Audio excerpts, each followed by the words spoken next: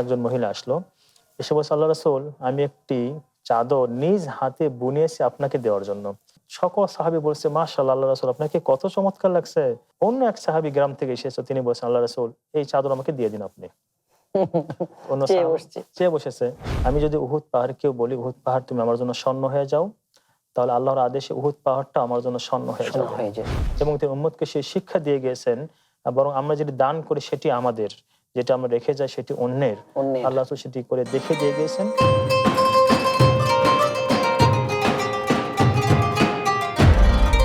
আসসালামু আলাইকুম ওয়া রাহমাতুল্লাহি ওয়া বারাকাতুহু। আলহামদুলিল্লাহি ওয়াহদা ওয়াসসালাতু ওয়াসসালামু আলা আবদিহিল মুস্তাবা আল মুস্তাফা ওয়া আলা আলিহি ওয়া সাহবিহি রাশাদা। প্রিয় দর্শক, আরডি প্রেজেন্টস দি ইসলামিক পডকাস্ট সিজন 2 থেকে স্বাগত জানাচ্ছি মাসুম বিল্লাহ বিনতেজ। আজ আমাদের সাথে হোস্ট হিসেবে রয়েছেন বিশিষ্ট ইসলামী চিন্তাবিদ, শিক্ষাবিদ, গবেষক, ওয়াইজ শাইখ জাহিদ হাসান মাদানী। আসসালামু আলাইকুম ওয়া রাহমাতুল্লাহি ওয়া বারাকাতুহু। ওয়ালাইকুম আসসালাম ওয়া রাহমাতুল্লাহি ওয়া বারাকাতুহু। মোহতারাম, কেমন আছেন সব? আলহামদুলিল্লাহ, আপনি ভালো আছেন? আলহামদুলিল্লাহ, আমি ভালো আছি। শাইখ রাসূলুল্লাহ সাল্লাল্লাহু আলাইহি ওয়াসাল্লামের সাল্লাল্লাহু আলাইহি ওয়াসাল্লাম। অসংখ্য ঘটনা জীবনের আমরা কয়েকটি ইনশাআল্লাহ আলোচনা করবো আজকে। শুরুতে আলোচনা করব তার ক্ষমার ঘটনা, ক্ষমার উদাহরণ তিনি উপস্থাপন করেছেন পৃথিবীতে, সেটা আলোচনা করবো ইনশাআল্লাহ। প্রতিদিনের পুষ্টির চাহিদা পূরণে পরিপূর্ণ আস্থায় আরবি ইউএইচটি মিল্ক, ভালোবাসার বিশুদ্ধতায়। ইন্নাল হামদালিল্লাহ ওয়াসসালাতু ওয়াসসালামু আলা রাসূলিল্লাহ ওয়া আলা আলিহি ওয়া সাহবিহি ওয়া মান তাবিআহুম বিইহসানিন ইলা ইয়াউমিদ্দিন, আম্মা বা'দ। সর্বকালের সর্বশেষ শ্রেষ্ঠ মহামানব নবী মুহাম্মদুর রাসূলুল্লাহ সাল্লাল্লাহু আলাইহি ওয়াসাল্লাম, যার মতো কেউ আসে নাই, আসারও কোনো সুযোগ নেই।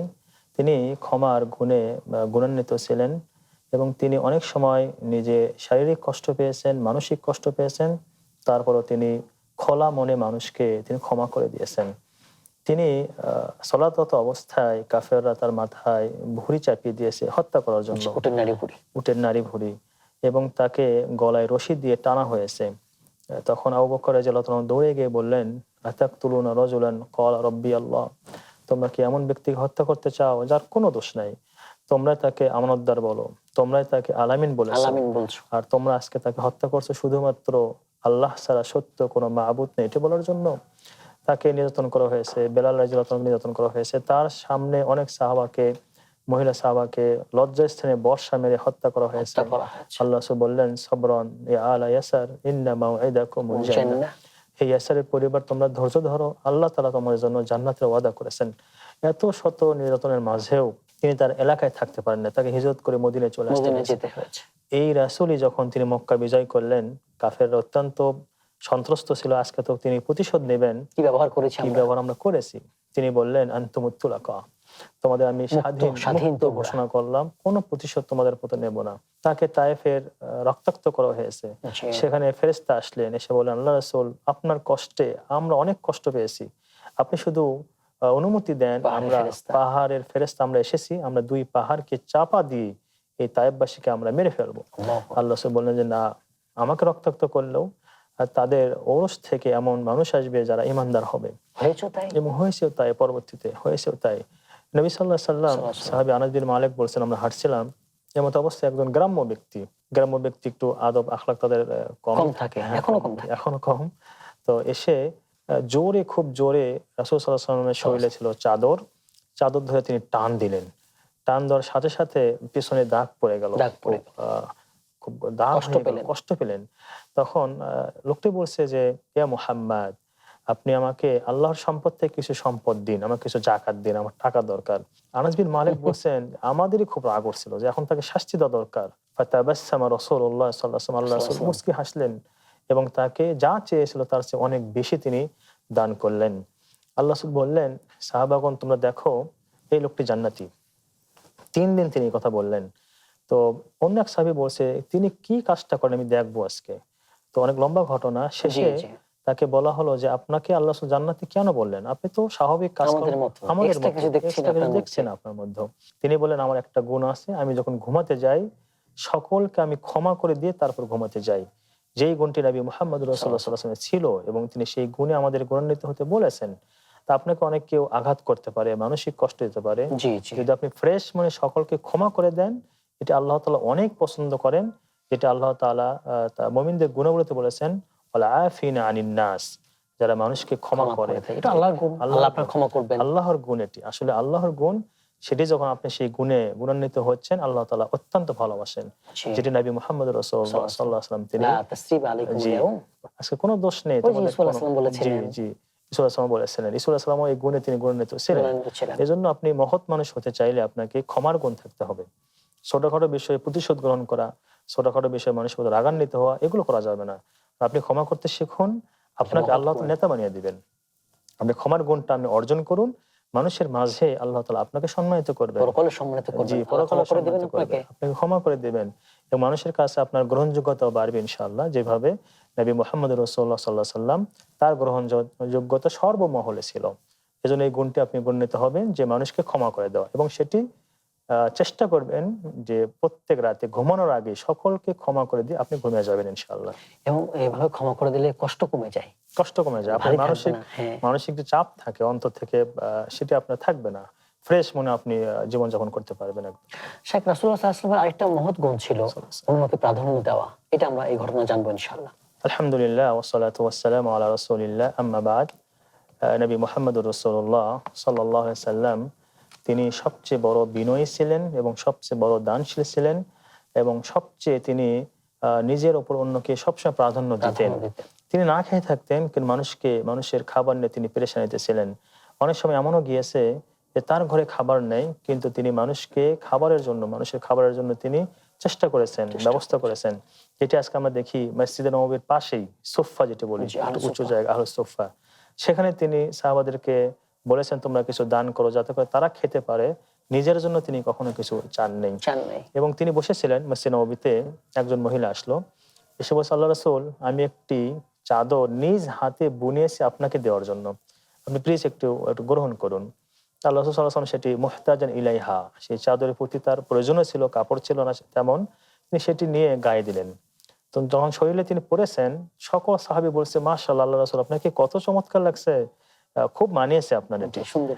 অন্য এক সাহাবী গ্রাম থেকে এসেছে, তিনি বলছেন, আল্লাহ রাসূল এই চাদর আমাকে দিয়ে দিন আপনি। অন্য চেয়ে বসেছে। অন্য সাহাবাগণ একটু বিরক্ত যে তুমি জানো যে আল্লাহ রাসূল চাইলে কিছু ফেরত দেয় না, সবাইকে দিয়ে দেন, এবং এই চাদরটি তারই প্রয়োজন।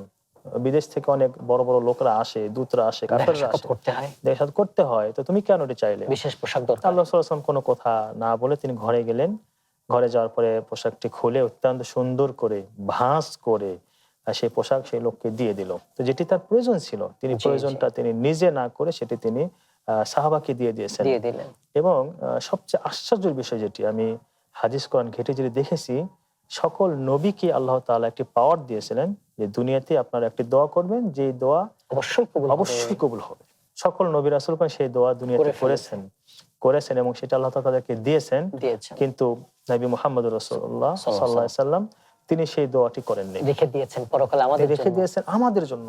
আল্লাহু আকবার। এটি যে কত উদার মন এবং কত অন্যকে প্রাধান্য দেওয়া, যে আমি নিজেই কিছু আল্লাহর কাছে আমি চাই না, আমার উম্মত যেন জাহান্নাম থেকে বাঁচতে পারে, আমার উম্মত যেন আমার সুপারিশ পায়, আমার উম্মত যেন জাহান্নামের আগুনে প্রজ্বলিত না হয়, এজন্য তিনি সেই দোয়াটি রেখে দিয়েছেন পরকালে। সুপারিশ, কি বিচক্ষণ ছিলেন সাল্লাল্লাহু আলাইহি ওয়াসাল্লাম। সেটিও তিনি নিজের জন্য কোনো সুখ শান্তি না চেয়ে উম্মতকে তার উপরে নিজের উপর প্রাধান্য দিয়েছেন। জি, যেন আল্লাহ তাআলা তাকে সম্মানিত করেছেন। কিয়ামতের দিন সকলে পেরেশানি হয়ে যাবে, শুধুমাত্র তিনি বিশেষভাবে শাফাআতের হাল ধরবেন। আপনি কিছুটা জিনিস যেগুলো অন্যকে যদি আপনি দিতে পারেন, আপনি দুনিয়াতে সম্মানিত হবেন এবং পরকালেও আল্লাহ তাআলা আপনাকে সম্মানিত করবেন, যদি আপনার এই বিশ্বাস থাকে দুনিয়া আমার আসল নয়, আমার আসল হলো পরকাল। আরডি নিয়ে এলো আসল ফ্রুট পাল্প দিয়ে তৈরি আরডি ফ্রুট ড্রিঙ্কস, লিচু আর অরেঞ্জের দুটি অসাধারণ ফ্লেভার। শেখ, আমরা যে একটা কোরআন আয়াতে ঘটনা দেখি, এক সাহাবী খাবার ছিল না, রাত্রে অন্য খাবার দিয়ে দিলেন, আল্লাহ তাআলা খুশি হয়ে আয়াত নাযিল করলেন। এটিও সূরা আপনার হাশরে আল্লাহ তাআলা বলেছেন যে যারা অন্যকে প্রাধান্য দেয় নিজেরা ক্ষুধার্ত থাকা সত্ত্বেও, তারাই হলো উলাইকা হুমুল মুফলিহুন, তারাই দুনিয়া এবং আখিরাতে সফলকাম মানুষ। তো সফলকাম হওয়ার জন্য আপনাকে অন্যকে প্রাধান্য দেওয়া শিখতে হবে। এখন তো এই গুণটা নাই, কমে গেছে একদম, নিজেকে নিয়ে ব্যস্ত এখন সবাই। একদম, এটা শেখ যদি আমরা যোগ্যতা না থাকলেও নিজে আগে সামনে চলে যাবে এবং অনেকটা চেয়েও নেয়। এবং অনেক সময় দেখি আমরা, বিশেষ করে জার্নি করার অবস্থায় ট্রেনে বাসে, হয়তো একজন বয়োজ্যেষ্ঠ মানুষ দাঁড়িয়ে আছেন, অথবা একজন মহিলা, পর্দাশীল মহিলা দাঁড়িয়ে আছেন, তার সাথে সন্তান, তো সিট কেউ ছাড়বে না, কষ্ট হচ্ছে সিট কেউ ছাড়বে না। তাহলে আপনি এতটুকু প্রাধান্য দেন অন্যকে, ইসলাম আপনাকে এই শিষ্টাচার শিক্ষা দিয়েছে জি যে আপনি সবল রয়েছেন, সুস্থ রয়েছেন, অন্যকে একটু প্রাধান্য দিতে বসতে দেন, বা অন্য আপনার চেয়ে যোগ্যতা সম্পন্ন বেশি তাকে একটু সুযোগটা দেন, যেটা নবী মুহাম্মদ রাসূলুল্লাহ সাল্লাল্লাহু আলাইহি ওয়াসাল্লাম তিনি করেছেন। হাসান তাশাইক, এবার আরেকটা ঘটনা জানবো, রাসূলুল্লাহ সাল্লাল্লাহু আলাইহি ওয়াসাল্লাম পারিবারিক জীবন সম্পর্কে একটু জানবো। আলহামদুলিল্লাহ ওয়াসসালাতু ওয়াসসালামু আলা রাসূলিল্লাহ, আম্মা বাদ। আমি মনে করি বর্তমান সময়ে অত্যন্ত গুরুত্বপূর্ণ এটি টপিক, যে আমাদের পারিবারিক জীবনে যে অশান্তি এবং ঝামেলা এবং পরিবারে দাম্পত্য কলহ, বিশেষ করে বর্তমান সময়ে এত তালাকের প্রবণতা এবং স্ত্রী স্বামীর কথা না শোনা, স্বামী রাগান্বিত হয়ে মারধর করা। তো এই বিষয়টি যদি আপনি রাসূল সাল্লাল্লাহু আলাইহি ওয়াসাল্লামের পারিবারিক জীবনটি দেখেন, আপনার পরিবার ইনশাআল্লাহ জান্নাতের টুকরো হয়ে যাবে, সেখানে রহমত, বরকত, প্রশান্তিতে ভরপুর হয়ে যাবে ইনশাআল্লাহ। যেভাবে রাসূলের ঘর ছিল মাটির ঘর, এত বিল্ডিং, ফ্ল্যাট, এত কিছু ছিল না, অট্টালিকা ছিল না, কিন্তু তার ঘরটা ভালোবাসায় পরিপূর্ণ ছিল, শান্তিতে ভরপুর ছিল। তিনি আম্মাজান আয়েশাকে বলতেন, ইয়া আয়েশ হাদা জিবরিলু ইকরিকা আলাইহিস সালাম, এই জিবরাইল আলাইহিস সালাম এসে তোমাকে সালাম দিয়েছেন, নাম হলো আয়েশা, তিনি বলেছেন আয়েশ, সংক্ষিপ্ত করে। কত ভালোবাসা, কত ভালোবাসা। হুমায়রা, অন্য হাদিসে এটি এসেছে, আল্লাহ সাল্লাল্লাহু বললেন, ইয়া হুমায়রা আতুহিব্বিনা আন তানজুরু ইলাইহিম, হে হুমায়রা তুমি কি ভালোবাসো যে আফ্রিকার যে মানুষ, এই কালো হাবশি মানুষগুলো তারা মসজিদ নববীতে খেলাধুলা করছে, তুমি দেখবে? তো আম্মাজান আয়েশা বলেছেন যে এই সুযোগ তো মিস করবো না।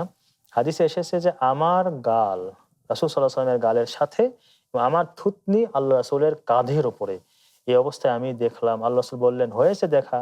তিনি বললেন, না হয় নাই। আবার বলছেন, আয়েশা হয়েছে, চলো বাসায় যাই। বলছে আল্লাহ রাসূল, হয় নাই। আবার বলছেন, আয়েশা তোমার হয়েছে, চলো বাসায় যাই। বলছে হয় নাই।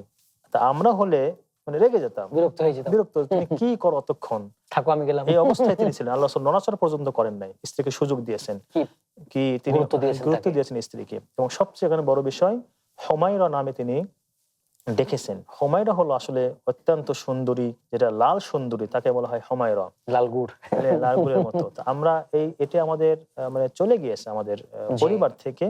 আপনার স্ত্রীকে আপনি গোলাপ বলে ডাকবেন, হাসনা হেনা বলবেন, টিয়া পাখি বলবেন, আরো যত সুন্দর সুন্দর নাম, মহব্বত বাড়বে। আপনি যে নাম ওই নামে শুধু ডাকেন, এটি আসলে সুন্নত নয়। আপনি সুন্দর একটা নাম দিবেন, যে নাম সুন্দর হয় আরেকটা নাম দিবেন, নিকনেম দিবেন। যে আল্লাহ রাসূল ডেকেছেন ইয়া আয়েশ, আল্লাহ রাসূল ডেকেছেন ইয়া হুমায়রা, আপনি সুন্দরকে সুন্দরী বলতে পারেন, যে আমার টিয়া পাখি বলতে পারেন। এটা ইসলামের শিক্ষা, একটু ইসলামের শিক্ষা। প্রশংসা করলেন, চেহারার গুণাগুণ বর্ণনা করলেন। তো এগুলো বললে তো সুন্নতের উপর আমলও হয়, আপনার ঘরটাও তো একটু সুন্দর থাকে। আপনি যখন তাকে বাড়িয়ে বললে ভুল হবে না, মিথ্যা হবে না, গুনাহ হবে না।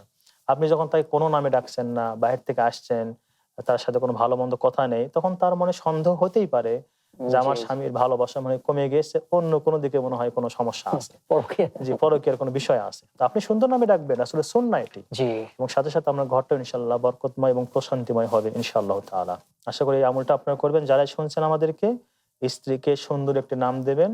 আমাদের বোনেরা যারা শুনছেন, আপনার স্বামী ভুলে যেতে পারে, আপনি মনে করে দেবেন রাসূলের সুন্নাহ, আমাকে একটা সুন্দর নামে তুমি ডাকো। আশা করি আপনার ঘরটা মূল নামের বাইরে ইনশাআল্লাহ। হাসান তো সুন্দর বলেছেন। শেখ রাসূল সাল্লাল্লাহু আলাইহি ওয়াসাল্লাম নিজের জীবন কেমন ছিল, দুনিয়া জীবন যাপন কেমন ছিল তার? প্রতিদিনের পুষ্টির চাহিদা পূরণে পরিপূর্ণ আস্থায় আরডি UHT মিল্ক, ভালোবাসার বিশুদ্ধতায়।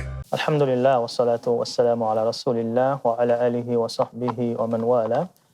এটি তিরমিজিতে এসেছে 2352 নম্বর হাদিস। রাসূল সাল্লাল্লাহু আলাইহি ওয়াসাল্লাম স্বেচ্ছায় তিনি দারিদ্রতা গ্রহণ করেছিলেন, তিনি বেছে নিয়েছিলেন। তিনি বলতেন, আমি যদি উহুদ পাহাড়কেও বলি, উহুদ পাহাড় তুমি আমার জন্য স্বর্ণ হয়ে যাও, তাহলে আল্লাহর আদেশে উহুদ পাহাড়টা আমার জন্য স্বর্ণ হয়ে যাবে। কিন্তু তিনি আল্লাহু আকবার, কিন্তু তিনি দোয়াতে বলতেন, আল্লাহুম্মা আহিনি মিসকিনা ওয়া আমিতনি মিসকিনা ওয়াহশুরনি ফি জুমরাতিল মাসাকিন, যেটি তিরমিজির 2352 নম্বর হাদিস। তিনি বলতেন, আল্লাহ আপনি স্বাভাবিকভাবে আমাকে জীবন ধারণের তৌফিক দিন, এবং যারা স্বাভাবিক মানুষ, সাধারণ মানুষ, মিসকিন মানুষ, তাদের সাথে আমাকে সেইভাবে আমাকে মৃত্যু দিন, এবং মিসকিনদের কাতারেই হাসর নাসর আমার করুন। এবং তিনি দোয়ায় বলতেন, আল্লাহুম্মা জাআল আলি মুহাম্মাদান কুতা, আল্লাহ আপনি মুহাম্মদ সাল্লাল্লাহু আলাইহি ওয়াসাল্লামের পরিবারকে আপনি পরিমিত রিজিক দান করুন, যতটুকু আপনি, খুব বেশি না খুব কমও না। আপনি তো পরকাল দরকার, আপনার দুনিয়ার জন্য এত কিছু করার দরকার নেই, আপনাকে যেতে হবে, আপনার পরকাল চিন্তা করতে হবে। এবং ওমর বিন খাত্তাব রাদিয়াল্লাহু তাআলা আনহু, তিনি একদিন গিয়েছেন রাসূলের ঘরে, গিয়ে তিনি খুব কান্না করছেন। তো আল্লাহ রাসূল বললেন, ওমর ওমা ইউবকিক, তুমি কাঁদছো কেন? তো ওমর বিন খাত্তাব বলছেন, আল্লাহ রাসূল আমি দেখছি আপনি বিশ্ব নবী, আপনার ঘরের এক পাশে একটি মশকে কিছু পানি, অন্য পাশে 2 কেজি 2.5 কেজির মতো মোটা আটা, আর পাশে কিছু পাতা রয়েছে চামড়া পরিষ্কার করার জন্য, আর আপনি শুয়ে রয়েছেন চাটাইয়ের উপরে এবং দাগ চাটাইয়ের বসে গেছে, দাগ আপনার পিঠে বসে শরীরে গেছে। লেগে যাচ্ছে। আপনি হলেন সফওয়াতুল্লাহ, আল্লাহ তাআলা কর্তৃক বাছাইকৃত, আপনি সকল নবীর সেরা নবী, সেরা নবী। আপনি দুনিয়ার শুরু থেকে শেষ পর্যন্ত সবচেয়ে মহামানব। আপনার এই অবস্থা, তিনি কান্না করে দিলেন। আল্লাহ রাসূল বললেন, ইয়া ওমর আমা তারদা আন তাকুনা লাহুমুদ দুনিয়া ওয়া লানাল আখিরা, হে ওমর বিন খাত্তাব, তুমি কি সন্তুষ্ট নও কাফের মুশরিকদের দুনিয়া হয়ে যাক, আর আমার এবং তোমার জন্য আল্লাহ তাআলা পরকাল দান করুন। পরকাল টার্গেট তো পরকাল। পরকালই টার্গেট আমাদের। তো রাসূল সাল্লাল্লাহু আলাইহি সাল্লাম তিনি সুযোগ ছিল, তিনি উহুদ পাহাড়কে স্বর্ণ হতে বলল হয়ে যেত, জি। তারপরেও তিনি সেই সুযোগ নেন নাই, বরং তিনি স্বাভাবিক জীবনযাপন দুনিয়ার করেছেন, বিলাসিতা নেন নাই। দুনিয়ার বিলাসিতা নেন নাই। আমরাও, এবং যে আম্মাজান আয়েশা থেকে এসেছে হাদিস আল্লাহ সাল্লাল্লাহু আলাইহি সাল্লাম থেকে, যে তিনি বলেছেন যে আমাদের এমনও মাস গিয়েছে যেই মাসে কোনো চুলা জ্বলে বাসায় নাই, চুলা জ্বলেনি, আগুন কোনো জ্বলেনি। চুলা জ্বলে, আগুন জ্বলেনি। এবং রাসূল সাল্লাল্লাহু আলাইহি সাল্লামের পরিবার যারা ছিল তারা সব সম্ভ্রান্ত পরিবারের মেয়ে ছিল, কেউ রাজার মেয়ে, কেউ বড় বড় জি। ব্যবসায়ীর মেয়ে। তারাও এসে আল্লাহ রাসূলকে সেভাবে তারা মেনে নিয়েছেন। আমরাও আমাদের বোনদেরকে বলবো যে স্বামীর উপর অতিরিক্ত চাপ প্রয়োগ করা, যে আমার মার্কেট দুবাই থেকে করতে হবে, আমার মার্কেট বাইরে থেকে করতে হবে, তখন তো সে দুর্নীতি করে, জি, তখন এখানে সে স্ত্রীর চাপের অন্যদিকে যায়, কারণে হারামের দিকে যায়। ঢুকে যায়। এগুলো করবেন না। এবং আম্মা জান আয়েশা বলেছেন যে আমাদের খাবার শুধুমাত্র ছিল পানি এবং খেজুর, 1 খেজুর। মাস ব্যাপী কিচ্ছু খায় নাই। তো নবী সাল্লাল্লাহু আলাইহি ওয়াসাল্লাম তিনি খুব স্বাভাবিক জীবনযাপন করতেন, খুব সাদাসিধে এবং সহজ সরল জীবনযাপন করতেন, এবং তিনি উম্মতকে সেই শিক্ষা দিয়ে গিয়েছেন, বরং আমরা যেটি দান করি সেটি আমাদের, যেটা আমরা রেখে যাই সেটি অন্যের। অন্যের। আল্লাহ রাসূল সেটি করে দেখে দিয়ে গিয়েছেন, এবং তিনি খুব সহজ সরল জীবনযাপন করতেন, অতিরিক্ত কিছু করতেন না। আমরা চেষ্টা করব যে যতটুকু আমার দরকার, একটি বাড়ি দরকার, একটি গাড়ি দরকার, এর অতিরিক্ত কিছু নয়, অতিরিক্ত দুনিয়া নিয়ে করতে গিয়ে, খালি জি, দৌড়াদৌড়ি, অপচয় করা যাবে না। ছুটছি দুনিয়ার পিছনে, শুধু দুনিয়ার পরকাল পিছনে ভুলে চলছি, গেছি। পরকালকে আমি ভুলে গেছি। যে নবী সাল্লাল্লাহু আলাইহি ওয়াসাল্লাম শিক্ষা দিয়ে গেছেন, তিনি সুযোগ থাকা সত্ত্বেও স্বাভাবিক এবং সাদাসিধে তিনি জীবনযাপন করেছেন, পরকালকে সাল্লাল্লাহু গ্রহণ আলাইহি ওয়াসাল্লাম, করেছেন। পরকাল গ্রহণ করেছেন। জি, হাসান দর্শক, আপনাকে অনেক ধন্যবাদ, আপনি আমার মূল্যবান সময় দিয়েছেন, আবেগ ঘন কথা বলেছেন রাসূলুল্লাহ জীবন নিয়ে। জাযাকুমুল্লাহ খাইর। আমিন সবাইকে। আল্লাহুম্মা আমিন। দর্শক, আপনারা এতক্ষণ দেখছিলেন আরডি প্রেজেন্টস দি ইসলামিক পডকাস্ট সিজন 2। আজ আমরা রাসূলুল্লাহ সাল্লাল্লাহু আলাইহি ওয়াসাল্লামের জীবনে কয়েকটি ঘটনা নিয়ে কথা বলেছি, তার শিক্ষাগুলো নিয়েও কথা বলেছি। এই শিক্ষাগুলো অবশ্যই আমরা আমাদের জীবনে বাস্তবায়ন করব, নারী কিংবা পুরুষ। আল্লাহ তাআলা তৌফিক দান করুন। আমিন। আসসালামু আলাইকুম ওয়া রাহমাতুল্লাহি ওয়া বারাকাতুহু।